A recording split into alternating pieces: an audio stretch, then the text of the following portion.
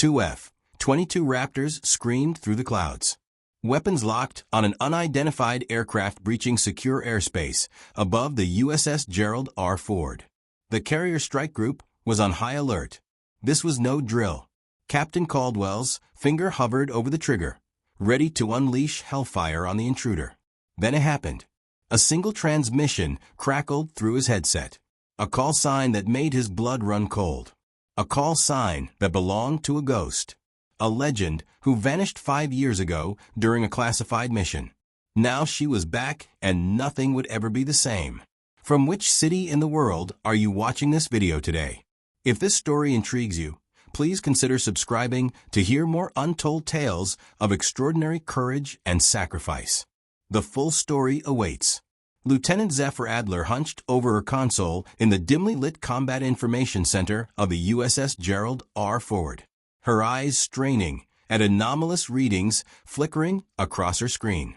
Around her, the CIC hummed with the controlled chaos of a carrier strike group on high alert. Officers moved with practiced efficiency between stations, their voices maintaining the professional calm that belied the tension hanging in the recycled air. "Lieutenant, report," Commander Avery Blackwood demanded, her voice carrying the weight of someone who had seen too much combat. The scars along her jawline, remnants of an operation no one discussed, caught the blue light of the displays. "Something's out there," Commander Adler said, tucking a strand of auburn hair behind her ear. "Pattern doesn't match any known signature."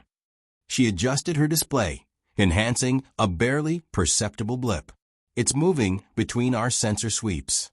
Blackwood frowned, leaning closer to study the screen. "Specifics, Lieutenant." "That's just it. I can't give you specifics. It's like it knows our scan patterns." Adler's fingers flew across her keyboard, trying different signal processing algorithms. "Permission to adjust our electronic surveillance grid."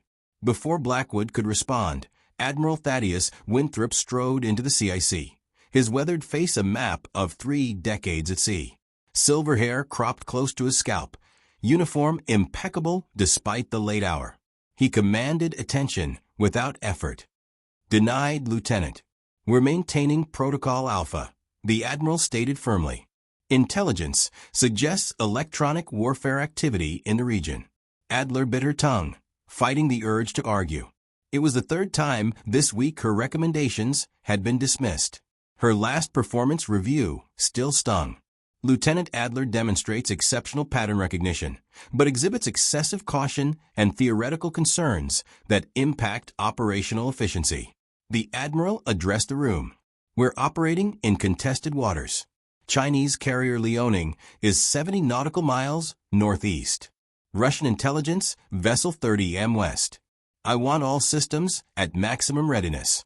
Officers acknowledged the orders with crisp "Aye, sir" responses. But Adler remained focused on her screen. Something wasn't right. The pattern was too deliberate, too precise, as if testing their response capabilities. She isolated a frequency band, enhanced the signal, and noticed something. A ghost signal there and gone in microseconds. She quickly applied a recursive filter to capture the ephemeral transmission, when suddenly the alarms blared throughout the CIC. "Unidentified aircraft approaching from bearing 047, the radar operator announced, voice rising above the cacophony. "Speed. Sir, it's hypersonic." "No IFFF response." Winthrop's posture stiffened. "Scramble intercept now." The CIC erupted into coordinated activity as the air defense officer relayed the scramble order to the flight deck. Adler's concerns were forgotten in the immediate crisis, but she continued analyzing the strange signal pattern that had preceded the incursion. On the flight deck, flight crews rushed to prepare the alert fighters. Within minutes, 2 F-22 Raptors thundered down the carrier's catapult and launched into the darkening sky. Captain Novak Razorwire Caldwell banked his F-22 Raptor hard left, the G-forces pressing him into a seat as the South China Sea blurred beneath him. His wingman, Lieutenant Solon, maintained perfect formation off his starboard. "Tango 1, this is Razorwire. We are weapons hot. Approaching intercept point," he reported, his voice carrying the practiced calm they taught at Top Gun. "By the book. Always by the book." Razor Wire had built his reputation on textbook perfection. In his helmet display, the bogey appeared, moving impossibly fast, changing altitude in patterns that should tear apart any airframe. CIC Razor Wire. Are we sure this isn't one of ours? Movement suggests AI-assisted flight. He struggled to maintain lock on the target, which seemed to anticipate his maneuvers before he executed them. Negative Razor Wire. Blackwood's voice came through his headset. All friendly aircraft accounted for. Consider target hostile. In the CIC, Adler watched the intercept with growing unease. The unidentified aircraft moved like nothing she had ever seen, its electronic signature constantly shifting. Commander, the bogey's electronic signature is shifting. It's cycling through recognition patterns, including some I've never seen, she reported to Blackwood, who had taken position beside her station. Mean what, Lieutenant? Blackwood asked, eyes fixed on the tactical display showing the F-22s converging with the unknown contact. Meaning it's either testing our responses, or she hesitated, knowing how it would sound, or it knows our systems better than we do. On the main display, the F-22s closed with the unidentified aircraft. Admiral Winther watched intently, hands clasped behind his back. Captain Caldwell, you are cleared to engage if target performs any aggressive maneuver. Copy that, Razor Wire responded. Target acquired. Missile lock established. In his cockpit, Razor Wire's thumb hovered over the weapon's release. The strange aircraft continued its erratic pattern, but maintained its course toward the carrier group. Solon maintained position, preparing to engage. He instructed his wingman. Back in the CIC, Adler suddenly froze, eyes fixed on her screen. A new signal had appeared using an encryption protocol she recognized from her studies of naval history. Sir, the bogey just activated an encrypted communication channel, she called out. It's sir, this frequency hasn't been used in years. Before anyone could respond, a single transmission cut through the static. A woman's voice, calm but urgent. Whisper 7. The CIC fell silent. Operators exchanged confused glances, but Adler saw recognition flash across Commander Blackwood's face. On screen, Razor Wire's F-22 suddenly broke missile lock and veered away from the intercept course. Razor Wire report. Why did you disengage? Winther demanded, stepping closer to the communications console. Caldwell's voice came back shaken, all textbook confidence gone. Sir, that call sign. Request immediate stand-down. I know who this is. Explain yourself, Captain. The Admiral's voice was sharp. Sir, that's Commander Octavia Frost's call sign. Whisper 7. The name rippled through the CIC. Officers exchanged glances. Blackwood dropped the tablet she was holding with a clatter. That's impossible, Winthrop whispered. Frost has been dead for 5 years. Adler watched as Commander Blackwood's face drained of color. She had heard the name before, of course. Commander Octavia Frost was legendary at the Naval Academy. Her exploits studied in tactical courses. The pilot who had rewritten aerial combat doctrine. The officer who had saved a destroyer and its crew by landing a critically damaged fighter on its deck during the Taiwan Strait crisis. The officer who had disappeared 5 years ago during a classified mission and was presumed dead. Sir, Blackwood spoke, her voice uncharacteristically unsteady. Request permission to verify identity. The Admiral nodded, still processing the implications. Proceed. Blackwood leaned toward the comm system. Unidentified aircraft. This is Commander Blackwood. Authentication Protocol Sierra Echo 39er. The tense silence that followed seemed to stretch for an eternity. Then the woman's voice returned. Authentication response. Twilight Archer 712. Hello, Avery. It's been a while. Blackwood gripped the console edge, knuckles white. Octavia requesting emergency landing clearance. Aircraft fuel critical. Will explain upon arrival. Admiral Winther stepped forward. Unidentified aircraft. This is Admiral Winther. While we verify your identity, maintain current heading. Do not deviate or you will be engaged. Understood, Admiral. Maintaining course. Winther turned to his staff. I want full defensive posture maintained. This could be an elaborate deception. To Blackwood, he added quietly, "Is it really her?" Blackwood's expression was complex. "The authentication codes are correct, sir." And that's her voice. "But how?"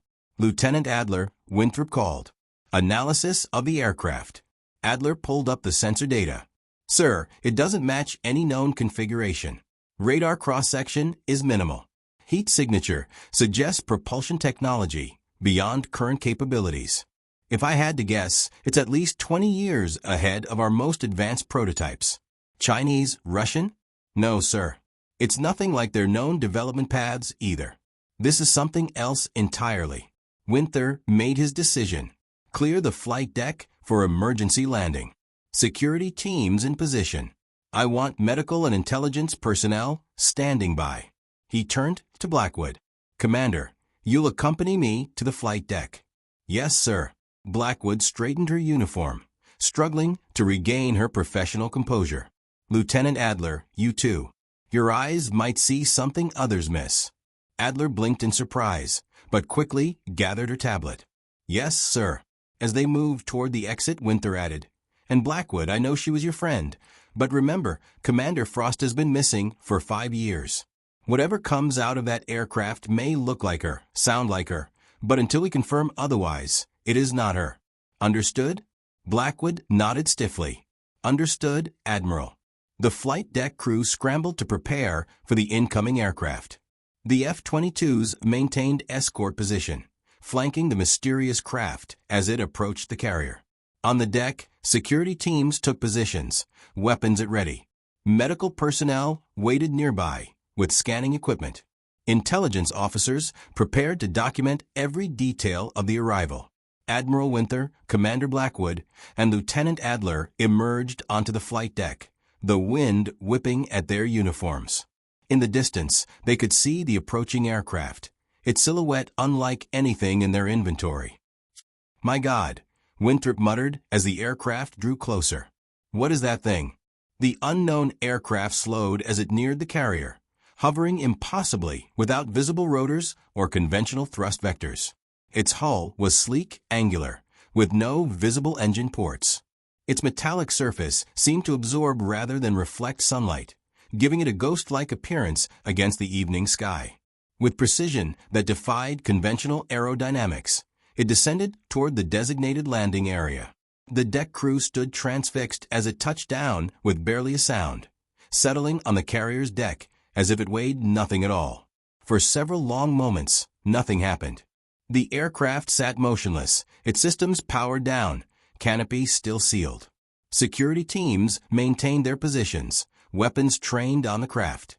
Then, with a hydraulic hiss audible even over the constant wind of the open sea, the canopy began to slide open. Admiral Winthrop stepped forward, breaking all protocol by personally approaching the aircraft. Commander Blackwood followed a few paces behind, her face a mask of professional control betrayed only by the slight tremor in her hands. A figure emerged from the cockpit. A woman tall and athletic despite her years, her once regulation blonde hair now straw with silver, her face weathered by sun and marked by a scar running from temple to jaw. But the eyes, piercing blue eyes that stared down from countless Academy portraits, were unmistakable. Commander Octavia Frost. "Permission to come aboard, Admiral," she said, her voice steady despite the dozen weapons trained on her. Winthrop's face cycled through shock, disbelief, and something else. Something Adler couldn't quite identify. Fear? Awe. Granted, he managed finally. As Frost descended from the aircraft, Blackwood stepped forward. Color drained from her face. "Octavia." Frost's composure cracked for just a moment, a flash of emotion crossing her features before the disciplined mask returned. "Avery, you made commander." "Good." Blackwood's hand trembled slightly as she struggled for words. "They told us you were gone. The search we looked for months." "I was gone," Frost replied simply. Then to Winthrop. "Sir, we need to talk immediately. What I have to report cannot wait." The Admiral studied her for a long moment, then nodded. "Security, escort Commander Frost to medical for verification. Once cleared, bring her to my briefing room." He turned to Adler. "Lieutenant, I want everything you can tell me about that aircraft.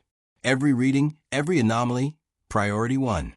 "Yes, sir," Adler responded, already moving toward the mysterious craft, her mind racing with questions. As security led Frost away, she locked eyes briefly with Adler. Something in that gaze, a recognition or assessment, made Adler shiver despite the warm evening air. Whatever Commander Octavia Frost had brought back with her, Adler sensed it would change everything. In the secure briefing room, Commander Octavia Frost stood before the ship's senior officers. The medical officer had just confirmed her identity through DNA and retinal scans, leaving the assembled leadership struggling to reconcile the woman before them with the legend they had mourned 5 years ago. "Report, Commander," Admiral Winther instructed, his voice carefully neutral despite the extraordinary circumstances. Frost straightened, slipping effortlessly into the formal bearing of a senior officer delivering intelligence. "I was shot down during reconnaissance over the Taiwan Strait. As you know," she began. "What you don't know is that I wasn't killed. I was captured and taken to a research facility in the mainland's Northwest Territory." "For 5 years," Winther asked incredulously, voicing what everyone was thinking. "They were interested in what I knew, and later in what I could fly." Frost's eyes hardened with memory. 3 weeks ago, I escaped with that aircraft and critical intelligence." Commander Blackwood, seated to Winther's right, leaned forward. "Octavia, the official report states your aircraft was hit by surfacito air fire. We recovered debris consistent with catastrophic failure. Debris was planted. The SAM detonated, but not close enough for a kill. I was forced into their airspace. Fuel systems compromised. When I attempted emergency landing, I was surrounded and captured." Frost's delivery was clinical, detached, as if describing someone else's experience. "And this aircraft?" Winther pressed. "You're saying it's Chinese technology?" Frost hesitated, choosing her words carefully. "Its origins are more complicated than national boundaries, Admiral. The facility where I was held operated with a level of autonomy unusual for their military structure. Scientists from multiple countries working under a single research directive." Lieutenant Adler, who had been granted permission to attend due to her electronic warfare expertise, studied Frost intently. Something about the commander's account didn't align with the data she had gathered from the aircraft. She noticed subtle inconsistencies others might miss. The way Frost's eyes tracked to certain equipment, her careful avoidance of specific details. "Commander Frost," Adler interjected, earning surprised looks for speaking out of turn.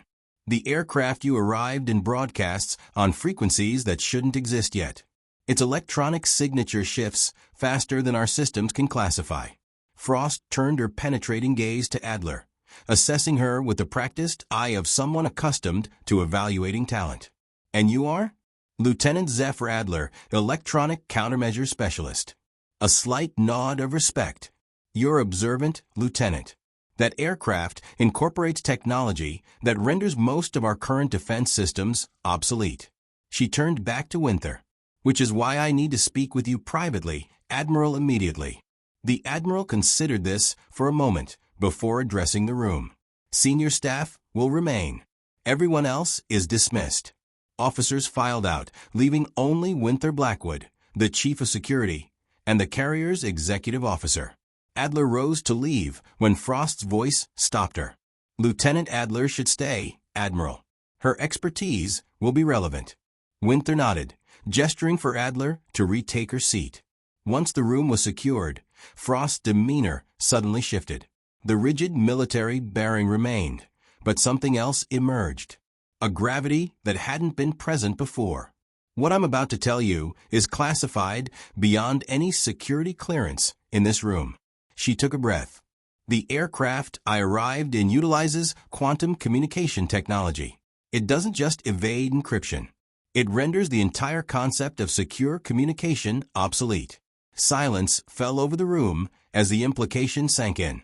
"Quantum communication exists," Adler said carefully. "But the practical applications are limited to laboratory settings, short distances." That was true 5 years ago, Frost acknowledged.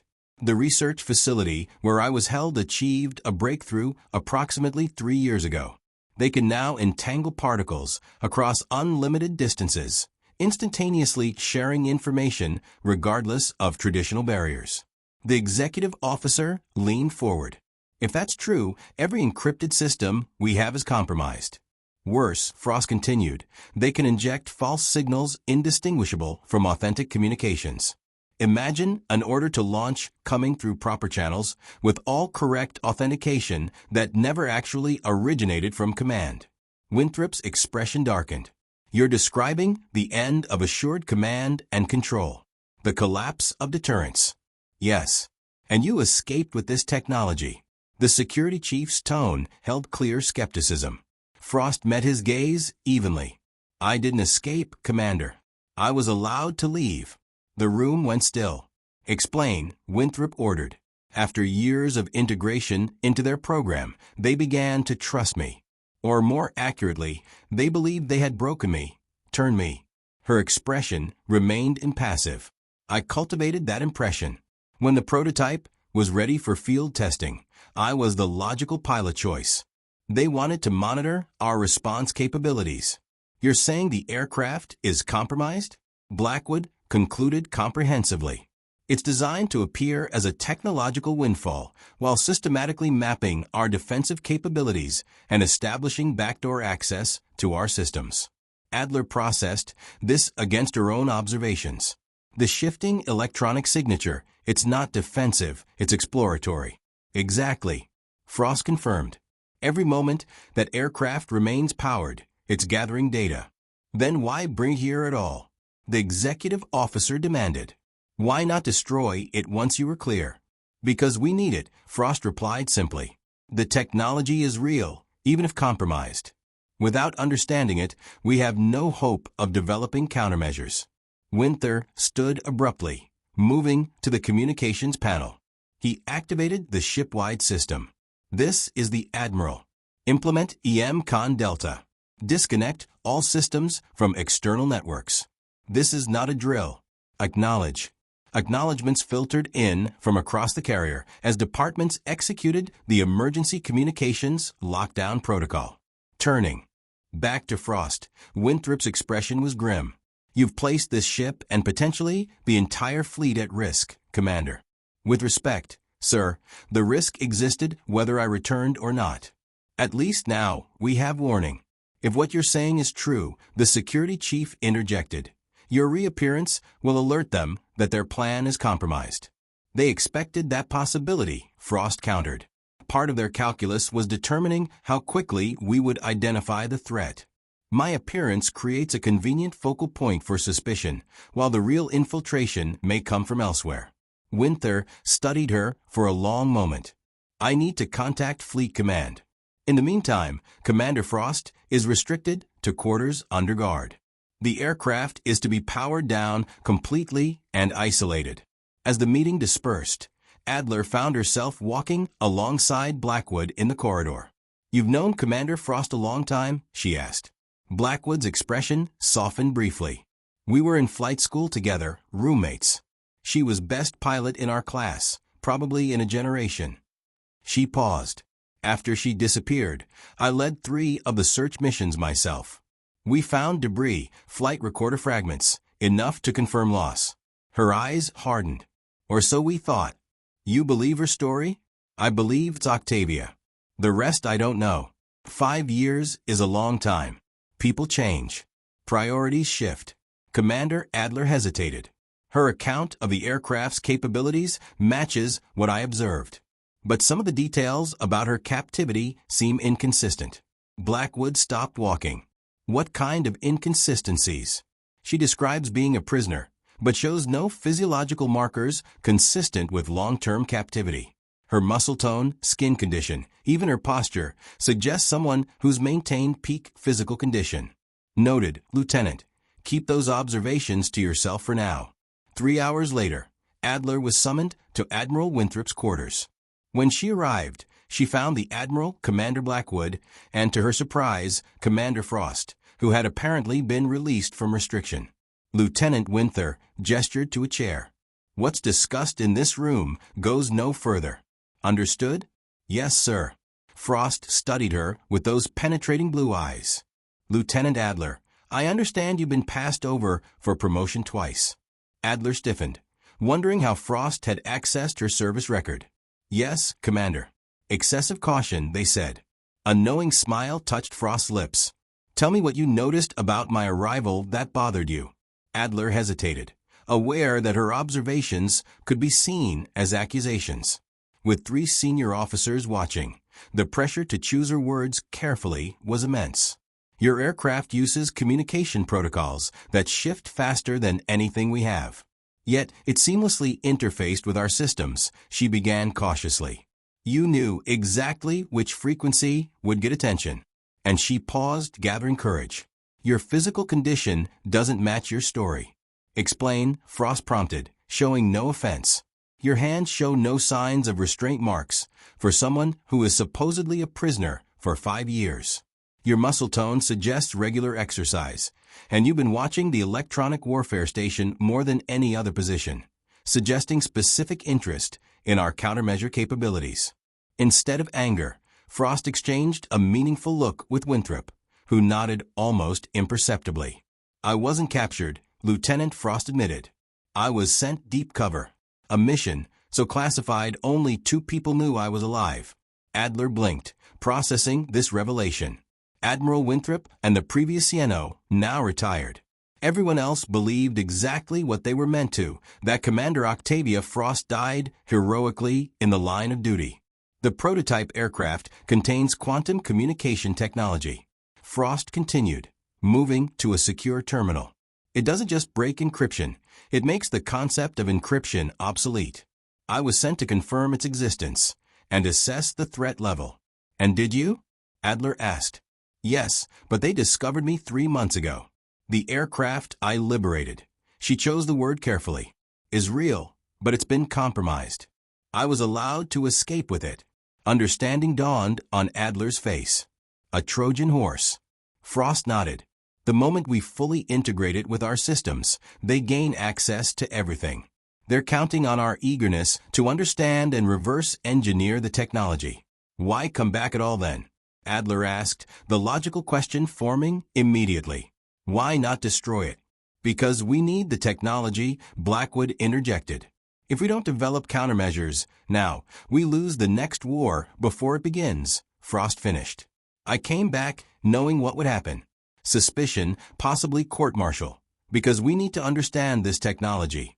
Admiral Winther stood, hands clasped behind his back as he regarded Adler. Lieutenant Adler, your caution and pattern recognition skills are exactly what we need now. I'm appointing you to head a new electronic countermeasures initiative effective immediately. Adler blinked in surprise. Sir, Frost spoke highly of your observations. You saw what everyone else missed. That's the difference between defeat and survival. There's more, Frost added, her expression grave. The aircraft isn't the only vector for this technology. They've been developing implementation through multiple channels, some likely already active in our systems, which is why we're creating a special task force, Winthrop explained. Operating outside normal chains of command. Commander Frost will provide technical details of what she's observed. You'll develop countermeasures. What about the security risks? If the aircraft is compromised, Adler began. We've created an isolated environment in the auxiliary hangar bay, Blackwood explained. No network connections, minimal power, every signal in or out monitored. Your team will have exclusive access. Adler nodded, mind already racing with methodologies and testing protocols. When do we start now? Frost answered. They're likely already tracking the aircraft's position and status. Every minute counts. As they moved to exit, Admiral Winther placed a hand on Adler's shoulder. Lieutenant, your promotion to Lieutenant Commander is effective immediately. The paperwork will catch up eventually. Thank you, sir, Adler replied, still processing the rapid turn of events. In the corridor, Frost fell into step beside her. Your record noted you have an unusual approach to signal analysis, something about pattern recognition in seemingly random noise. My doctoral thesis at MIT, Adler. Confirmed. Statistical analysis of signal degradation in hostile electronic environments. Frost nodded approvingly. That's exactly the perspective we need. The quantum communication system generates what appears to be random noise as cover for its actual transmissions. Like hiding a signal within signal scatter, Adler mused. Clever, very, and nearly impossible to detect unless you know exactly what to look for. They reached the elevator that would take them to the auxiliary hangar bay. Before entering, Frost paused, fixing Adler with an intense gaze. Lieutenant Commander, there's something else you should know. This technology in the wrong hands doesn't just threaten military communications. It undermines the entire concept of secure information, banking, power grids, air traffic control, everything. Global infrastructure collapse, Adler realized. Precisely.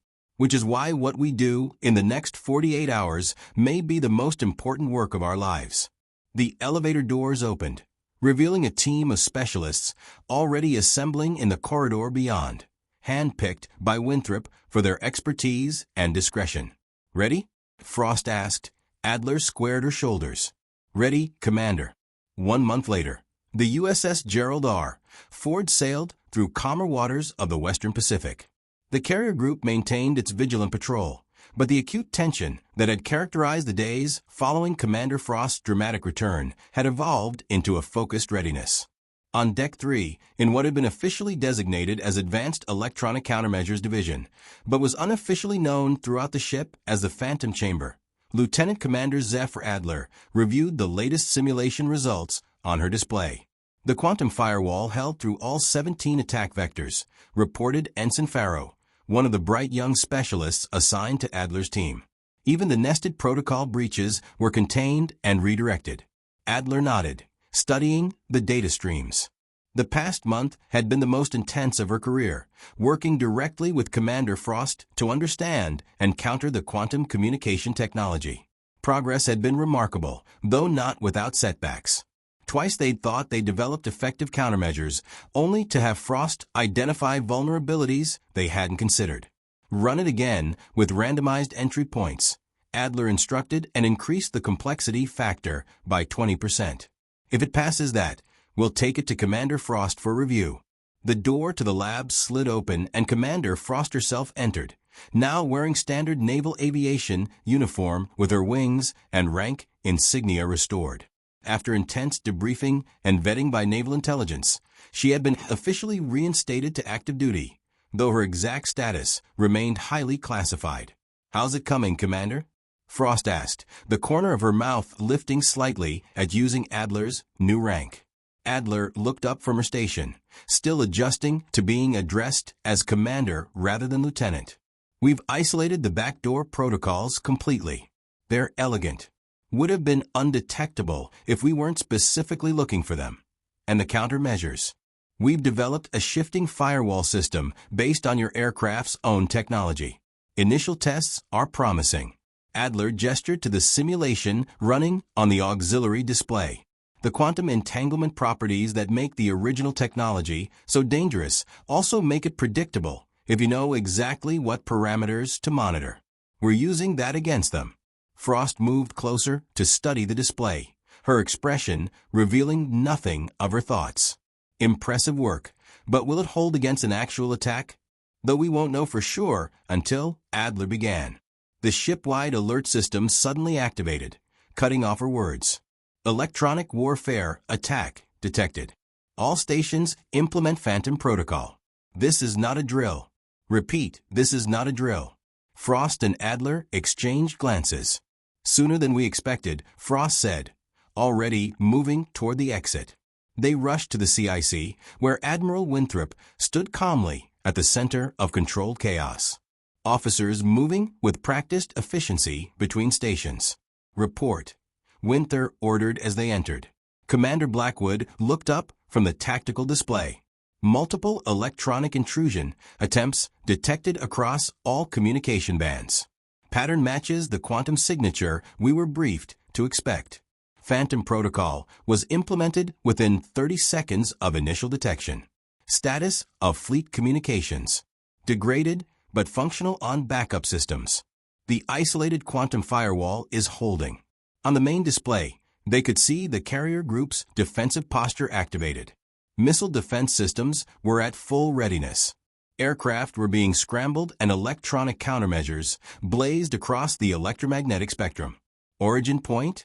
Frost asked, moving to stand beside Winther. Difficult to pinpoint, the electronic warfare officer replied. Signal appears to be coming from multiple directions simultaneously.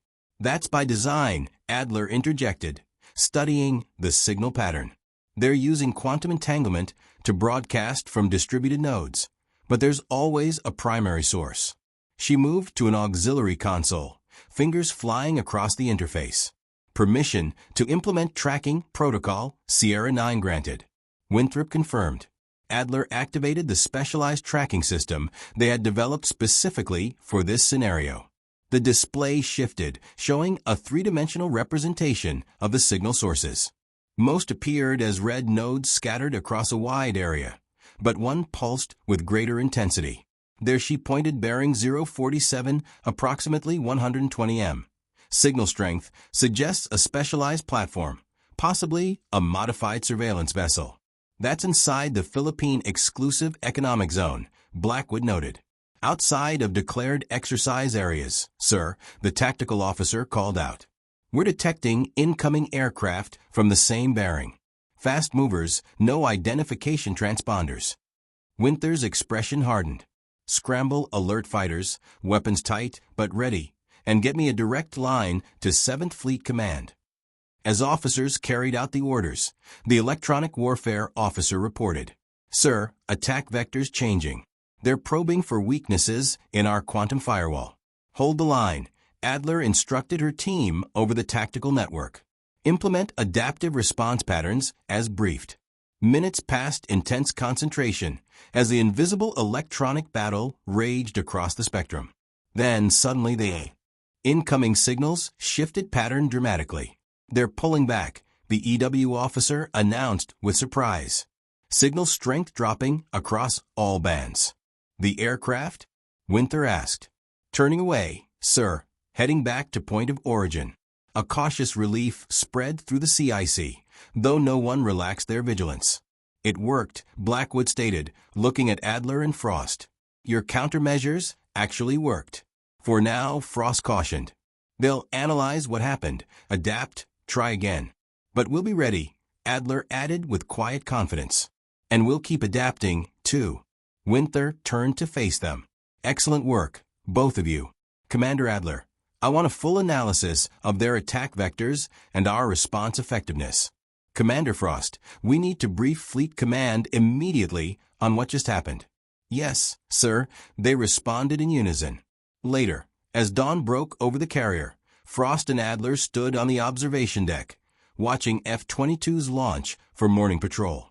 Below them, deck crews painted Whisper 7 onto the side of a new aircraft, a modified F-35 incorporating elements of the quantum technology that had been safely extracted and repurposed. The Joint Chiefs want to give you a public commendation, Frost told Adler, hands resting on the railing. I told them you'd hate that. Adler smiled. You were right. Your countermeasure design was brilliant, using their own quantum principles against them, creating a system that appears vulnerable, but actually traces back any intrusion attempt to its source. Frost shook her head slightly. Even I wouldn't have thought of that approach. It was your insights that made it possible, Adler replied. Without your first knowledge of their systems, we'd still be trying to understand the basic principles. They fell silent for a moment, watching the aircraft patrol the skies above them, contrails crisp against the morning blue. They tried to use me to destroy everything I loved, Frost said finally, her gaze fixed on the horizon. Instead, they gave us the tools to save it. How do you do it? Adler asked after a moment of contemplation. Walk back into the world after everyone thought you were dead. Frost's gaze remained on the horizon where the rising sun painted the sky in shades of promise. One step at a time, Commander. The hardest part isn't coming back. It's making sure there's something worth coming back to. She turned to face Adler fully. That's why what we did matters. Not just the technology or the immediate threat, but what it represents. Every generation faces its own version of this challenge. A turning point where the future could go one way or another. And you think we've turned it the right way? For now, Frost acknowledged. But the work continues. They'll be back with something new, something we haven't anticipated yet. And we'll be ready, Adler stated with conviction. Because of people like you, Frost noted. People who see patterns others miss, who question what everyone else accepts. The ship's intercom activated. Commander Frost and Commander Adler report to Admiral's briefing room. As they turned to leave, Frost added quietly, "Some legends never die, Zephyr. Some weren't meant to." Adler glanced back at the aircraft on the deck. The name Whisper 7 now glistening in fresh paint on its fuselage. And some new ones are just beginning. In the Admiral's briefing room, they found Winther and Blackwood reviewing reports from the electronic attack. Fleet Command is impressed, Winthrop informed them as they entered. The countermeasure system performed beyond expectations. They want it implemented across the fleet immediately. We'll need to train specialized teams for each vessel. Adler noted the system requires constant monitoring and adaptation. Already being arranged, Blackwood confirmed. Top graduates from the Electronic Warfare School are being diverted to the program. They're calling it the Phantom Initiative. Winther's intelligence has identified the vessel that launched the attack. An image appeared of a nondescript research ship, officially registered as an oceanographic survey vessel, but clearly modified for electronic warfare operations. "I recognize it," Frost said, studying the image. "It was docked at the facility where I was stationed. They called it the Harbinger." "Well, the Harbinger is now being closely monitored by our submarines," Winther continued. "But more importantly, its presence confirms your intelligence about their deployment timeline. They're moving faster than anticipated." "Which means what exactly?" Adler asked. "It means," Frost answered, "that this was just a test. The real attack is still coming."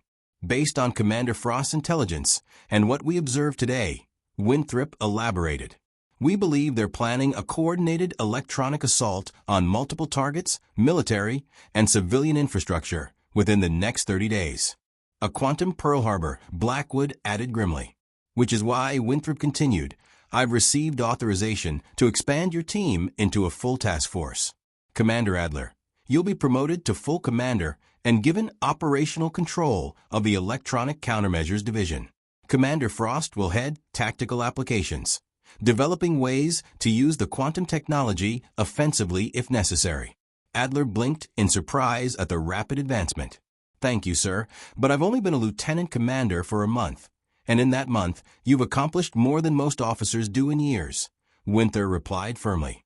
"The situation demands exceptional measures." "There's something else," Frost interjected, exchanging a glance with the Admiral. "The attack pattern we observed today had certain signatures that shouldn't have been possible without inside knowledge of our systems." "You think we have a security breach?" Adler asked. "I think we need to consider the possibility," Frost confirmed. "Which is why all further development will take place in compartmentalized teams. Need-to-know basis only." The implications settled heavily in the room. The idea that someone within their own ranks might be compromised added another layer of complexity to an already daunting challenge. "We'll need to develop communication protocols that are secure even from quantum intrusion," Adler mused, mind already working on solutions. "Perhaps a return to analog methods for certain critical functions." "Exactly," Frost agreed. "Sometimes the oldest technologies are the most secure simply because they're incompatible with modern attack vectors." "I've seen your personnel recommendations," Winther said to Adler. "They're approved. Select whoever you need for your team." "Thank you, sir." As the meeting concluded and they prepared to return to their respective duties, Blackwood pulled Adler aside. "When Octavia first disappeared, I led the search myself," she said quietly. "For weeks, we combed every inch of that stretch of ocean. I refused to believe she was gone." A small smile crossed her face. "Turns out my instinct's right, just 5 years too early."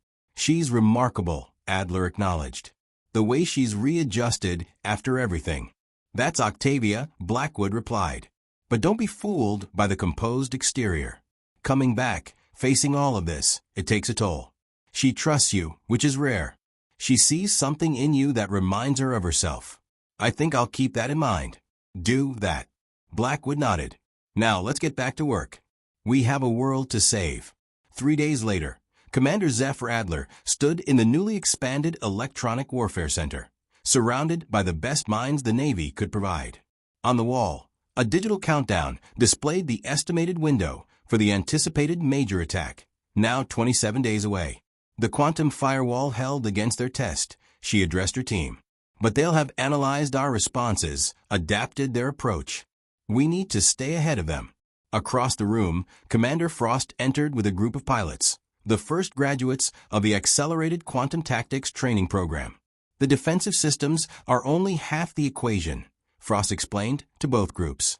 These pilots will be flying aircraft equipped with offensive quantum capabilities. Working together, we create a defense in depth that no single breakthrough can overcome. As the briefing continued, Adler caught Frost's eye across the room. A silent understanding passed between them, recognition of the journey that had brought them to this point and the challenges that still lay ahead. The ship's intercom announced upcoming flight operations, and through the reinforced windows of the command center, they could see aircraft being prepared on the flight deck, including Frost's newly designated F-35 Whisper 7 emblazoned proudly on its fuselage. Ready for the next phase, Commander? Frost asked as they stood side by side, watching the preparations below. Adler nodded with quiet determination. Ready as we'll ever be. Frost smiled, the expression reaching her eyes for perhaps the first time since her return. Then let's make history. Subscribe to my channel, The Ordinary Heroes.